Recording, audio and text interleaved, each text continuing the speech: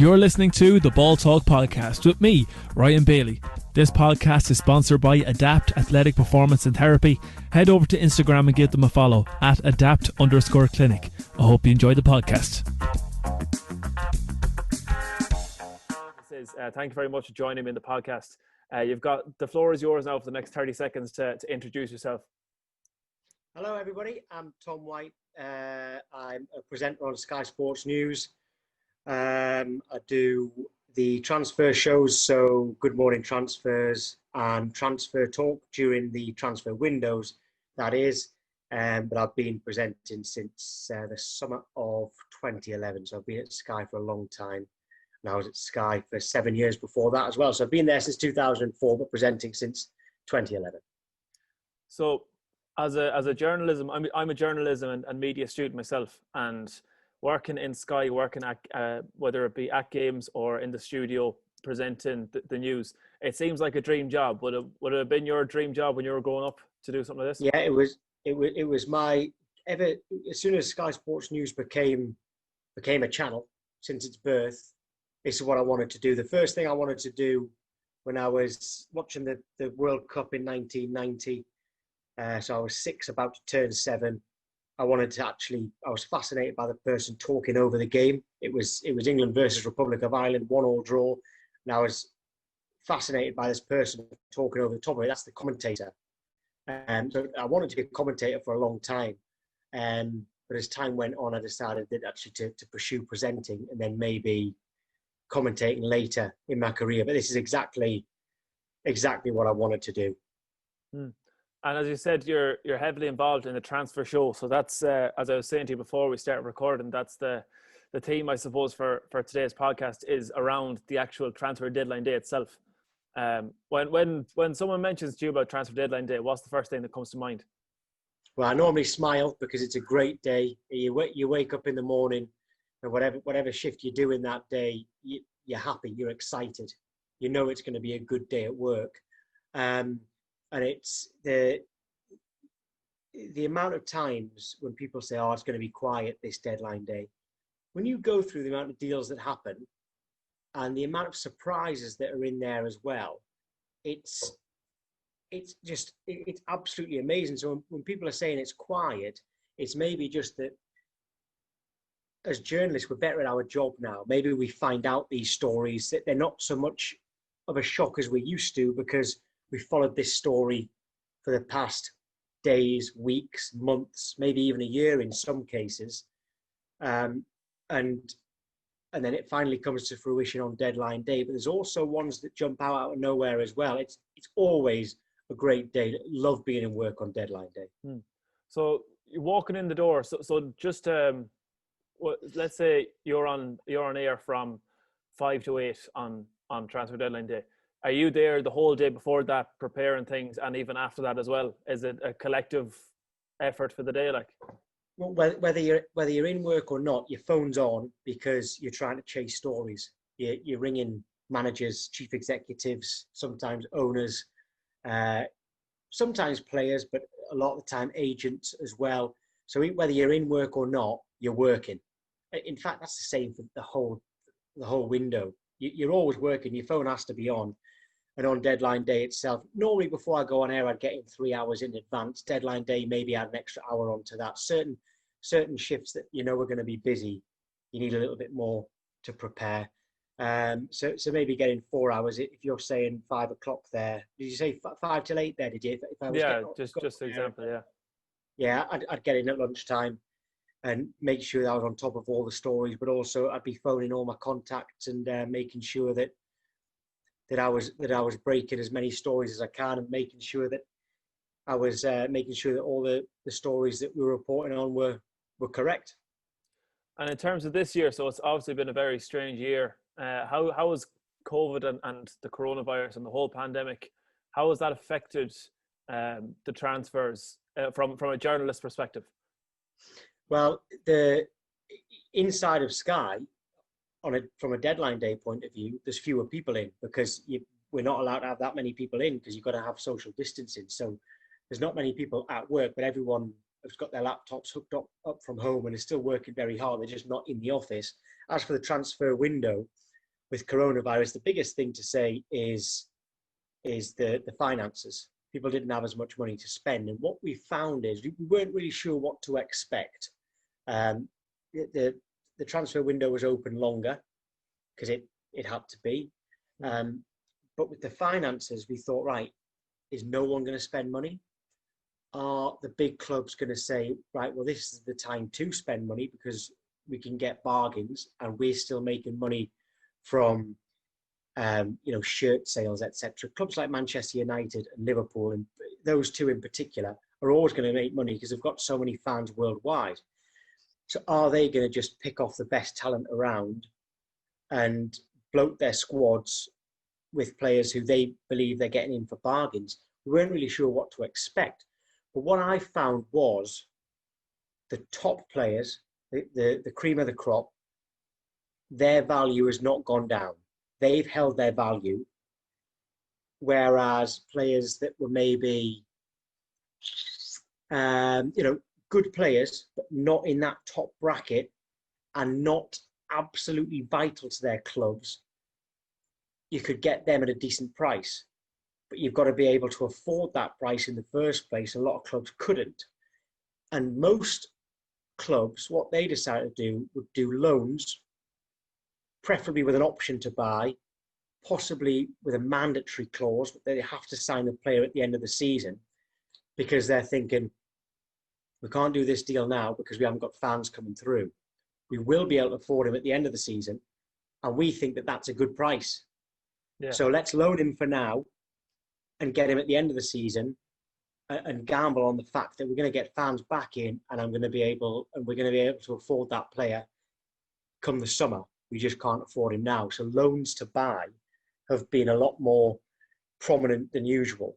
And even the buyback clause, and City had the buyback clause on Iheanacho when he went to Leicester a couple of years ago. That was probably the first of the buyback clauses that I saw at a really big club.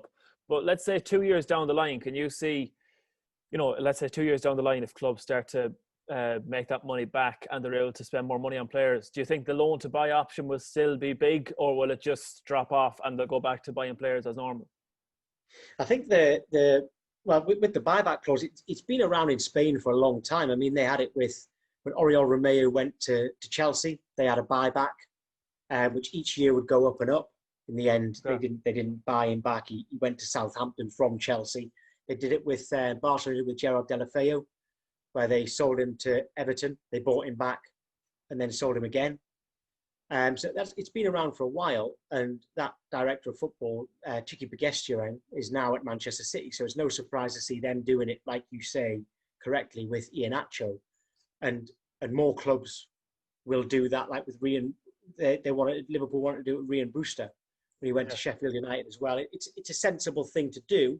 It's just quite rare that they actually use that buyback. Manchester City are never going to use that buyback on Iheanacho. It might have even expired by now. But in terms of the loans with the option or an obligation to buy, it's very much, when are we going to get fans back into the stadiums? What's the next TV deal going to be like? Are Sky and BT or anyone else, Amazon, Netflix, they could come in. Are they going to be paying the same price for the next deal, which I believe will start to get negotiated in the next few months, I think. But there's still a season and a half left on this current deal, so it wouldn't kick in for a while. Are they going to get more money? Are they going to get the same money? Are they going to get less money? And are the fans going to be allowed back in this season at all?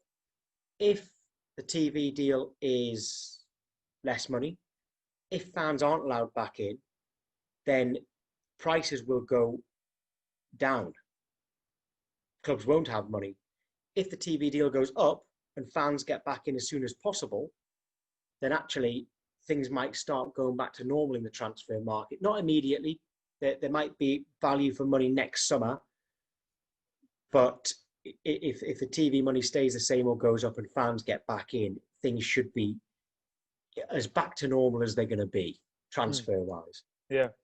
And you mentioned earlier as well about certain players, the transfer it's coming and coming and coming, and finally it'll come through, and then there's other transfers that come out of nowhere, out of the blue. As a Man United fan, the Jadon Sancho saga as everyone's calling it now. Like that must have been a bit of a nightmare for whether everyone in Sky or whatever company people are working with. It must have been a nightmare to try and just keep that going. And it's like being the same dead horse, as they say. Like, the issue was with that deal, and it was really interesting actually, that Borussia Dortmund completely stuck to their guns. Everybody knew that Manchester United wanted him. Everybody knew how much Borussia Dortmund wanted to get if anyone was going to buy him. They wanted 108 million pounds. Manchester United said they wouldn't pay it. But all summer, I thought personally, eventually a deal will get done. Either they'll compromise on the price or structure the deal in a way that it gets up to 108 million pounds if Manchester United win the Premier League within the length of his contract, or something like that. I thought eventually that would happen. But Borussia Dortmund, when they set Manchester United a deadline, which usually means nothing, actually they stuck to it. That deadline's passed. He's not going. He's absolutely not going. And we sent a reporter out there in the build-up to deadline day because we wanted to be there if Manchester United made a bid that was accepted. And Borussia Dortmund were like saying to the reporter, like, honestly, there's genuinely no point in you being here. When people say that to us as journalists, we don't believe them. We don't listen to them. But actually, they were right. There was no way that Borussia Dortmund were going to sell him, even if Manchester United came in with the 108 million pounds, which they weren't prepared to pay anyway. So it was a really strange one that you could look at it as in, once Borussia Dortmund said he wasn't for sale anymore, should we have just given up? Well, no, because it happens all the time that someone says he's not for sale and it always goes through. But with that one, they stuck to their guns, and it was fairly unique in a way, because that doesn't normally happen. Like even with Manchester United and Harry Maguire, it eventually happened. Bruno Fernandes, they waited 6 months, it happened. With Jadon Sancho, maybe they'll wait a year. Maybe it'll happen next summer. And was it from your perspective, was it United just waiting until the price went down? Was that why it just kept going on and on? I think Manchester United were very keen not to have what happened with Maguire and Fernandes, where the clubs name their price, Manchester United say no, then eventually pay it. Manchester United were like, that's not a good business model. We need to stop doing that. So although Solskjaer probably would have liked them to have paid the 108 million pounds and got the deal done, Manchester United were thinking, we're not going down that route again. That price has to go down. We don't mind a fee rising to 108 million pounds. Like I say, with certain clauses like winning the Premier League, or even a certain amount for qualifying for the Champions League, which is unfortunately for Manchester United these days, it is not a given anymore. A fee that would rise to 108 million pounds, I think they would have done that if the deal was structured to their liking, but they couldn't do it. And Borussia Dortmund said no, the price is 108 million pounds. And also, you've missed the deadline, so he's not going now anyway. Maybe come back in a year's time. Yeah, because there's so much online now as well, like different fan accounts and stuff like that, saying this, that, and the other, releasing rumors that you're made to believe are true and stuff like that. And there was ones coming out saying United didn't have the money to spend on Sancho, which that can't be the case when they turn around on transfer deadline day and spend as much money as they did on 3 or 4 other players then as well. Yes, yeah, true. And also, Manchester United have a lot of saleable assets. They could have raised the money from selling players if they wanted to. I said all summer that they had a bloated squad in terms of defenders. They could have sold quite a few defenders, which would have released some wage, would have reduced the wage bill, and also would have put a bit more money into the transfer kitty. Whether they tried to sell those players and weren't getting the fees that they wanted for them, and that had an impact on spending 108 million pounds on Sancho, I don't know. Did they try really hard to sell Marcus Rojo? Did they try to sell Phil Jones? There's a few players that they maybe could have have tried to sell, and in the end, they sold a lot. Like Diego Dallo went out on loan with no option or obligation to buy, and I'm sure they probably would have happily sold him for the right price. And if they sold all the players that were surplus to requirements, it would have got, not 208 million pounds, but it would have got a fair way towards it. And I think that maybe they just couldn't get the fee they wanted for them, or there wasn't enough interest in those players because potentially their wages were too high. Yeah. When clubs are struggling for money. Yeah, I saw. I'm not sure what page. I think it might have been Off the Ball. The Irish, one of the main Irish sporting, sporting media outlets. I think they had it up. They had a post up about United on transfer deadline day. They said it was like doing a project, like an exam project in school. You're waiting so long and so long. I'll get this done. All of a sudden, transfer deadline day comes. United sign 4 players, and then they're looking at offers for Rajo and Jones and these players, and they had the whole summer and didn't do anything with them at all. Yeah, I think that's. Yeah, well, I mean, it could be true, but I don't know what was going on behind the scenes with those players that in my opinion, could have been moved on if they'd been able to. He clearly doesn't see Jones and Rojo as starters. He could have sold one of the goalkeepers. He's got 4. He could have sold. He doesn't need 4. He needs 3. He could have sold one of them. There's more who could have gone as well that didn't. And I just don't know how much effort they were putting into trying to move them on during the window. Or maybe they were trying to get all the players in and then trying to move them on potentially as well. I don't like that model either, by the way, because you could end up with more than 25 players and you can't even give players a squad number.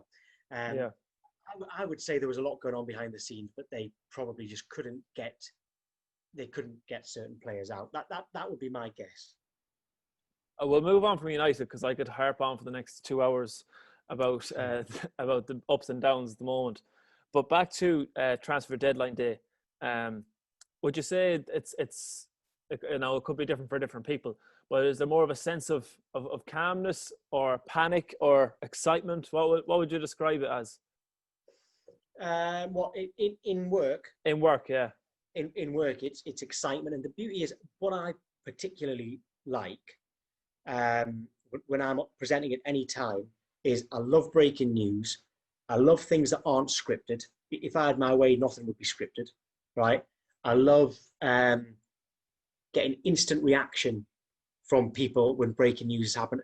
If a manager's been sacked or a manager appointed, I love getting my phone out while I'm on it. I love breaking the story while I'm on air. I love getting my phone out, having a look through my contacts and saying, right, he could talk about this. She could talk about that. Let's get them on the phone now. Right, you're being put through to sound now. Let's go on. It's all, completely unscripted. My questions. I love that. And deadline day, there's no point putting any script on because deals are happening all the time. And it also tests your knowledge. If a signing comes out the blue, or you learn that a club are trying to sign a player, it tests your knowledge because you're like, right, well, I can instantly say I know a lot about that player. I know that he's a left-footed centre-back. I know that he's a right-footed winger who prefers to play on the left. And it's exciting, yes, but I love the fact that it's completely everything's new. It's breaking news all day, and whether it's transfer deadline day or not, that's my favourite. And as well as that, you get to show off what you have, your assets there in terms of your knowledge of the player, of the club, of the move itself, and even using your contacts. And it's that the excitement comes with that too. After you've done all that, as you said, you get out the phone. I'll ring this fella, put him through, and all that. I love that. I mean, before transfer deadline day, a huge story all summer was the potential takeover at Newcastle. I'm not a Newcastle fan, but I'm from the Northeast, so I know how much those fans wanted that takeover to go through. I was on air when the buyers announced that they pulled out of the deal. So I'm on air huge story, and it is a huge story. People can argue about what makes a big club and what have you. I won't, even though I'm a Sunderland fan, I won't have anyone say that Newcastle isn't a massive club, because actually they are. It was a big, big story. It would have made them the richest club in the well. It would have had the richest owners in the world. They were all set to hire Mauricio Pochettino. They had huge. They were willing to spend big money on big names, and this takeover was suddenly off. And I'm on air for it. All right, right, big story. It's new. Everything's unscripted. All I've got is a statement from the potential owners. Right, we need some reaction. Right, don't worry, I've got this. Right, Steve Howie, will you come on? Yes. Shay Given, will you come on? No, I can't. He couldn't come on because he can't really talk about other clubs because he's in employment at the moment. I'm ringing all these ex-Newcastle players, getting them on, and I'm chatting to them because I know them. I know that I can ask them anything. I don't need to tiptoe around it. I can say, what is your feeling on this? How will Steve Bruce be feeling about this? How will Pochettino be feeling about this? What will the players be thinking? And that's my favourite. That's my favourite thing, is to just completely take charge of a story. Yeah. And it does test your knowledge, and it tests, have I been following the Newcastle takeover from the start? Yes, I have. All right. So I believe I'm the right person to be on at the moment. Am I going to get the right reaction through my own contacts? Yes, I am. Am I going to ask the right questions? Yes, I am. And it's kind of what you get into journalism for. That I would say is, one, I'd say it's my forte, but two, that's my favourite thing. And going back to deadline day, it's like that from the first second you go on air until you come off air, and I love it.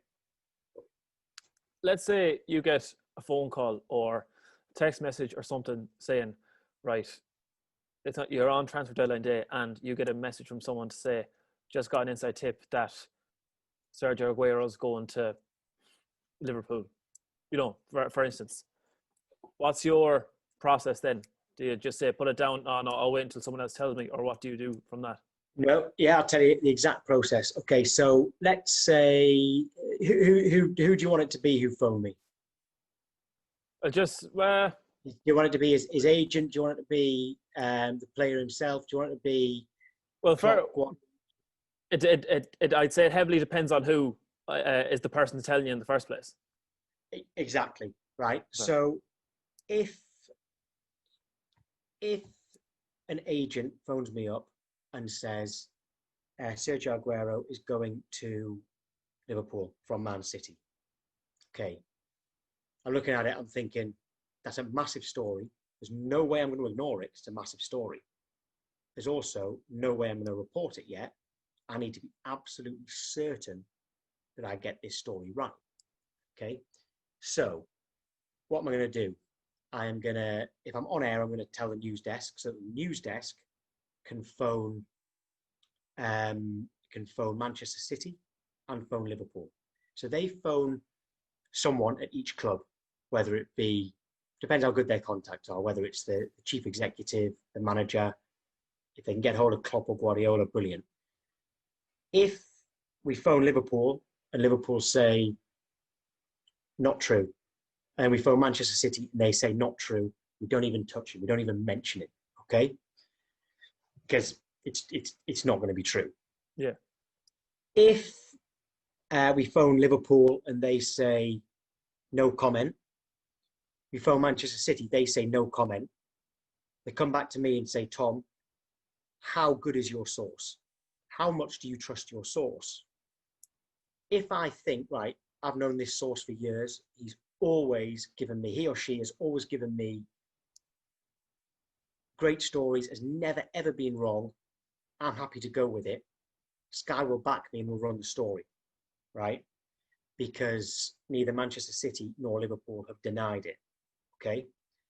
If I'm not sure about this source and I don't even really know them, they phone me out of the blue, I'm saying, I'm not going with it. I need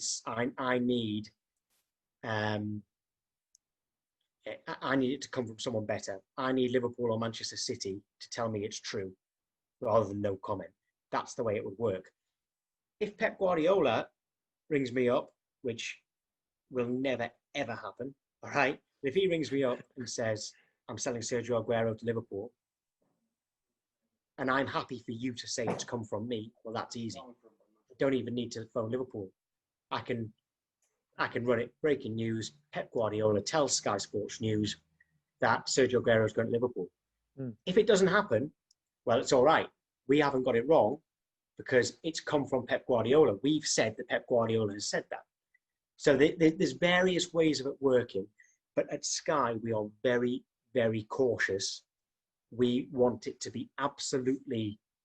We want to be absolutely certain in ourselves that the story's right, no matter how big, before we put it to air. And we don't put stories to air without going through the clubs. Of course, because you're the main broadcaster of Transfer Deadline Day as well. So I'm sure that's where is, a lot of other news outlets will get their stories from you too. Yeah, if people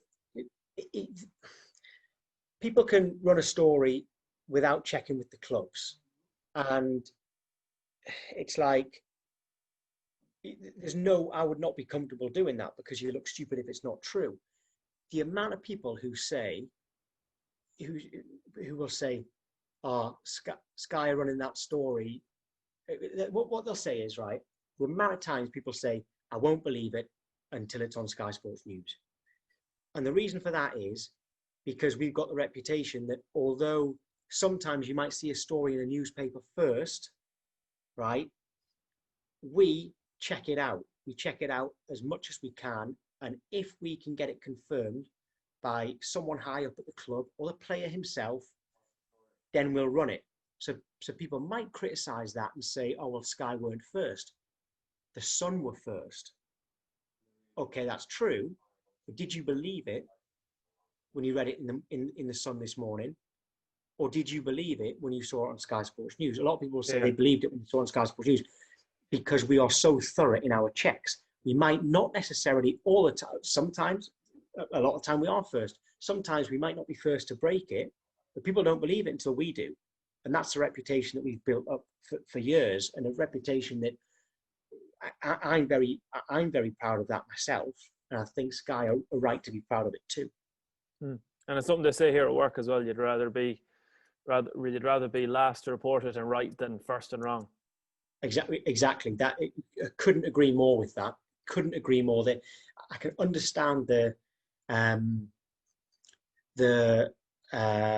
ambition to be the first to break the story and say I was first to break that completely. And every journalist wants to be first. Every journalist tries to be first, but don't rush it.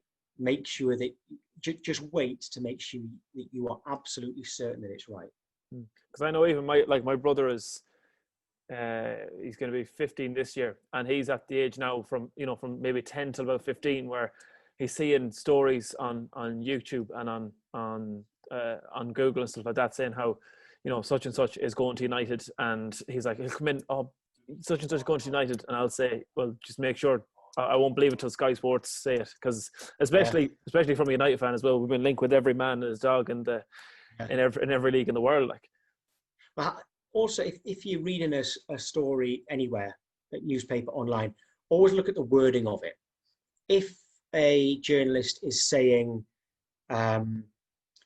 Manchester United could make a move for Sergio Aguero, well, they could. You're not really giving me any extra than I could say myself.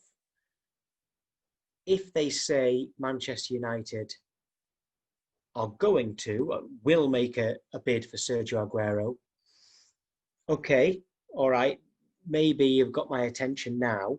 That's one to keep an eye on. If they say Manchester United have made a bid for Sergio Aguero, then it's like, okay, well, that's quite strong. That journalist should be absolutely certain. That's maybe something to think, actually, that could be true. Manchester United could be in for Sergio Aguero. And if you ever read Manchester United have signed Sergio Aguero, most of the time that's going to be true, because no journalist would go as all out as that without having basically pretty much seen the contract. In terms of them stories, and you gave the few examples there with clubs, whether clubs are commenting on a situation or a scenario or not. If you were to pick one that's been your favorite so far, of whether it be on a deadline day or, well, yeah, on a deadline day, any of them scenarios where you've got a tip off to say this move is happening, and then you go and you're able to break it then? Well, have you got a favorite? Yeah, well, my favorite wouldn't be an actual deadline day one. My favorite was well, I say favorite. God, it made life hard at the time, but it was when Raheem Sterling went from Liverpool to Manchester City. It was that was me. Everything you saw on Sky Sports News on that whole summer, and it went on all summer. Everything you saw had come from me. I was right across that. Honestly, it is stressful, very stressful. One club saying this, one club saying that. My sources telling me this. And my sources were right all along, by the way. And sometimes I'd even have arguments with people in work because they were doubting it. And sometimes I would give a big development, and someone above me would say, look, we're not running it. We're not happy with this. We think we basically need confirmation from one of the clubs. And that would end up in an argument, because I was like, but I've been right all along. Why are you stopping it now? So eventually, when the deal did go through, as I've been right all along, and the deal's over, you've got this sense of a sense of brilliant. You know, it was so great to be at the center of that. And I say about being right is more important. I was also the first with all of that. And so you've got this sense of achievement, a sense of satisfaction. You've also got a sense of, God, I'm glad that's over, because my phone's not stopped ringing. I've not had a day off throughout all that whole, and that's only one deal. Imagine if you're at the center of 10 big deals like that going on, like people like Dharmesh Sheth and Kaveh Solokal are at Sky Sports News. It is quite stressful. It does end up in arguments with people at work and people and your sources as well. But once it's over, there is a great deal of satisfaction. When you look up on the breaking news and it's your story that's there, it's an immense sense of satisfaction. And that's one of the many reasons you get involved in journalism. Has there ever been a situation as well on the flip side of that, where there's been, or, you know, if you were to say the most ridiculous hoax, you could call it nearly, of a rumor that's been given into, that you're like, you're there and there's so many deals coming in left, right and center, and you see this and you're like, oh, you know, you nearly feel like throwing the phone at the wall the way it came into you? Well, I'll give you an example where I couldn't really believe it had happened. I got a phone call from someone I trusted saying, can you remember when Reece Oxford was at West Ham, burst onto the scene? He had an amazing game against Manchester City. He had an amazing game against Arsenal. And everyone was talking about him as being the next, you know, he was going to be playing for England. He was going to get 100 caps for England. He was amazing because he had this great start playing in defensive midfield under Slaven Bilic at West Ham, even though he was seen as a centre-back previously. Anyway, I get a phone call from someone who's always been good with me saying Manchester City are going to bid £25 million for him. And this was, a few months after those debuts. And so we phoned Manchester City and said, is this true? Manchester City said no comment. Okay. We phoned West Ham. West Ham said it was true. So, well, that's all you need. You've got a no comment and a yes and a very good source. So we went with it. And the thing is, the story was true. Reece Oxford went on Twitter, retweeted the breaking news from Sky Sports News, and like with cry laughing emojis, saying how it was like it wasn't true. That was just like a false rumor. But actually, it was true. It was true, and West Ham were considering the bid and ended up rejecting it. In Manchester City, their interest fell away. But that story was true, and the player came out and said it wasn't. And it's like, that has made me look stupid. It's made Sky Sports News look stupid. But actually, we were right, and that's quite frustrating. Yeah. So you end up going back to your source and saying, what's he playing at? So in his defense, maybe the player didn't know. Yeah. Maybe the player was then told, but he'd already tweeted about it. And it just made us look stupid. And you kind of think, you kind of think, why do I bother? Yeah. And then, you nearly start doubting the sources then as well. Everything that comes in, it kind of plays in your mind, I'm sure, for a while. Because I knew it was true, I never doubted the source, and it's just, you think, how, it's quite deflated, to be honest. And that was years ago, and it still haunts me now. Well, your favourite moments then from the deadline day itself? Have you got a few?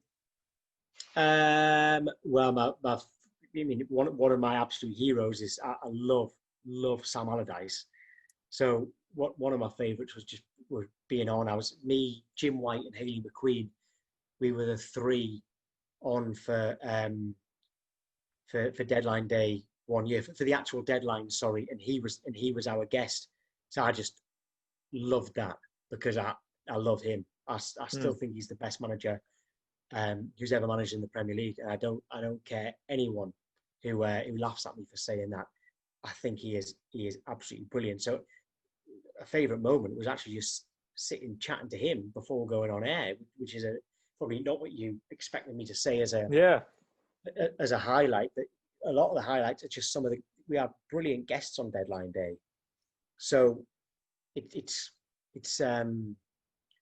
actually great to just chat to them, like off air, not just on air. In terms of the biggest deals on deadline day, I think sometimes it's just a deal that has been on the cards for the whole window, whether it be January or the summer, and eventually it goes through. There's a sense of kind of finally, and so I guess one's like that. But in terms of this window, probably, although it wasn't deadline day, Gareth Bale came out of nowhere. I said there's no way that story's true, and I was wrong, and I was happy to be wrong because it was such a big story.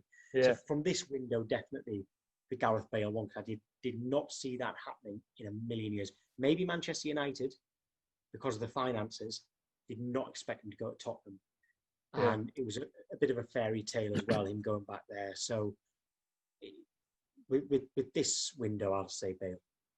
As a Sunderland fan then as well, I think everyone's seen, if not the whole series, some episode of Sunderland Till I Die, and it's a brilliant documentary, to be fair. But there's the transfer deadline day clip from it where they're signing Will Grigg and the price is going up and down and all that. As a Sunderland fan, on whether it be that deal or not, do you find it hard to kind of contain your emotions when you're on air at times? Or yeah, it's harder to contain them when Sunderland are playing as opposed to a transfer, to be honest. But I was in the documentary breaking the news about Will Grigg on Sky Sports News, and a lot of Sunderland fans were like, "Oh, look, you obviously loved that because it was Sunderland." Actually, you kind of give that sort of energy and excitement to every deal that you break. To be honest, it wasn't because it was Sunderland signing him that I was so kind of energetic about it. But it is quite exciting. The hardest thing is if Sunderland are playing and you're trying to stay neutral, which I've always done. But I mean, I've been on air when we lost 6-1 against Aston Villa, and I was on air updating the game. That was hellish.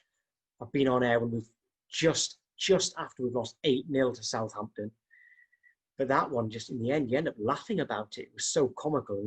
One of the own goals, if anyone watching this hasn't seen Santiago Virgini's own goal in that game, just Google Santiago Virgini own goal. It was in a Southampton 8, Sunderland 0. You end up laughing at it. And if after a Sunderland victory going on air, you're hyped up, you're in a great mood, but you can't I never ever hide that I support Sunderland, and I never ever would. But you can't show it on air because it could offend other fans, and that's the key. That's the key thing.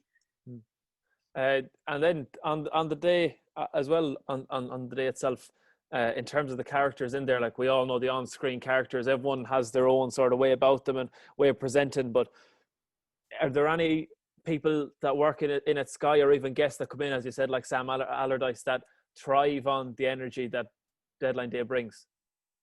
Yeah, I think Paul Merson's always good on dead. I mean, I love Paul Merson as a person and a pundit. He's always great on deadline day. We've had on the show I do over the last couple of years, we've had like people who aren't huge names like Marlon Harewood and Justin Hoyt have come in and just given something a little bit different because you don't see them as often. They come in and are so calm and can give such insight because they've moved on deadline day, you know. Sometimes at a high level, sometimes a little bit lower down, but they can talk about that, and they're good. Clinton Morrison absolutely loves it. You know, he's great on deadline day as well. But the last one just come in, you know, we had Harry Redknapp and Jamie Redknapp together, and that was a great dynamic too. Yeah, brilliant together for sure. I was only looking at it there I think it was last week, the week before. There was like a top 10 deadline day moments on Sky Sports News, and the one I think I'm not sure if it was number one, but it was the Peter Odemwingie story. Yes. How he was going to and from clubs. Is there any transfer stories like that stick out for you? You know, maybe ones that don't get as much stick, I suppose, as the Odemwingie one. But there's nothing like that. Nothing like that. But what I will say about that, players on deadline day are they're often waiting in a service station near the training ground or the ground, wherever they do the deals. They're often waiting in a nearby hotel, just in their car somewhere in the vicinity. What Odemwingie did is, the only thing that was unique about that is that he actually drove into the car park when the deal hadn't been done. He should have waited down the road, because that goes on all the time. Clubs have got players on standby, waiting down the road somewhere, but they're actually not their first choice. They are their backup. They're like, right, okay, he's 5 minutes away from the training ground. We haven't got our main target or a second target, whatever, get him in, we're signing him. Or it's, right, we've made a breakthrough with this first deal. Sorry, but you'll have to go home, we're not signing you. That happens all the time on deadline day. Honestly, probably every single club. Every deal that you see has probably had someone doing a Peter Odemwingie, but just 5 minutes down the road rather than actually in the car park. Okay. Would you have any examples of that, like even with the bigger clubs, or? I remember there was, I mean, with Sunderland, there was a guy who at the time was at Bournemouth. He ended up going to Villa in the end, but Tommy Elphick was at, I think Bournemouth have actually got an airfield. They must, in fact, I think Bournemouth have got an airport. Sunderland actually chartered a flight for him to get up. But in the end, the owner at the time, Ellis Short at Sunderland, decided, I'm actually not going to give you that £1 million to spend on him. So he's waiting at the airport, stranded. There's the one that sticks out more than that, though, was Jan M'Vila. Sunderland had him on loan from there's a club out in Ruben Kazan, and we had him on loan the season where Allardyce took over from Dick Advocat and we stayed up. Jan M'Vila was amazing for us, right? Absolutely amazing. His loan ended, and because he was out in Russia, his deal, his contract ran out in the end of December rather than the end of the season. So we got to the end of the season. Jan M'Vila had been amazing, and M'Vila still had 6 months left in his contract at Ruben Kazan. Ruben Kazan wanted £8 million for him. Sunderland said, well, no, we can offer him a contract now and he can sign on the 1st of January for free. So that's what Sunderland did. So they had an agreement with Villa to do that rather than sign in the summer. However, the fans were desperate for him to sign, and Villa didn't want to go back to Ruben Kazan. He wanted to sign for Sunderland, and he thought that Ruben Kazan would drop the price. So Ruben Kazan was in a restaurant or hotel in London, just ready to get on a train or flight and come to Sunderland. And he was basically begging Sunderland to do a deal. So much so, and you can Google this, he was putting on his Instagram story, I'm here, I'm just waiting for the call, Sunderland. And then eventually the deadline passed and he said, my heart is broken. I waited for Sunderland to call and they never did. And we started the season under David Moyes so badly that even though we'd agreed to sign him for free in January, and Villa asked to rip up the contract, and we did, and we ended up getting relegated. So that one sticks out, and Sunderland fans have never got over it because he was so good. And I understand Sunderland saying, I'm not going to pay £8 million when we can sign him for free in 6 months. But the minute he signed the contract, to me, he was worth 20 million. So he's still making a profit regardless. And that still hurts. But he was there on Instagram begging Sunderland to phone him and do the deal, and never got done. Yeah. It's a bit like the Benjani one with Harry Redknapp as well. Was he going from Portsmouth to City or something? Benjani did it to Sunderland as well. So Redknapp, so Benjani was going from Portsmouth to Man City, but he was so happy on the south coast. He claimed he'd fallen asleep, but he'd switched his phone off. He didn't want the deal to get done, but it did get done in the end. And then we got him on under Steve Bruce. We got him on loan in a January deadline day, 2011, on loan from Man City. Again, he switched his phone off. He didn't want to move. And actually, that deal ended up going through a couple of days later because all the paperwork had been done. So by the time he switched his phone on, Manchester City were like, well, the deal's done. And the paperwork's in. We're not going to play. You should just go. So I don't know what it is. I think he obviously, once he gets somewhere, he settles in. And so Benjani did it twice. He did it to Manchester City when coming from Portsmouth. He did it to Sunderland when signing from Man City. I'm not even sure if he ever scored a goal for us when he came in on loan either. Such a character. So yeah, I think because I had, as you saw earlier yourself as well, I put out an Instagram asking if people had any questions for you, and there's quite a few of them that are still in school at the moment, so they didn't actually get to send their questions in. But there's a few in terms of the season coming. I don't think anyone can really guess who's going to win the league at the moment. But in terms of your own opinion, can you see any front runner at the moment? Yeah, at the start of the season, I predicted it with the top four in this order would be Liverpool, Man City, Chelsea, Everton. I said that at the start of the season. Everyone's jumped on the Everton bandwagon. I said it'd be top four at the start of the season, and I said that was my prediction. I still think Liverpool will win the league. I still think Man City will finish second. Might have to rethink Chelsea, and I still think Everton will be in the top four. And I'll stand by that at the moment. And so the European Premier League as well, that's the story has come out the last while. What's your take on that?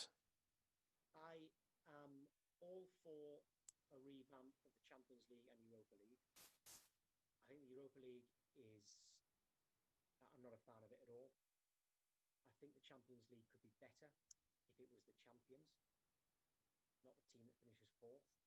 I'm all for a revamp of that, but very much against it if it's to the detriment of any domestic league.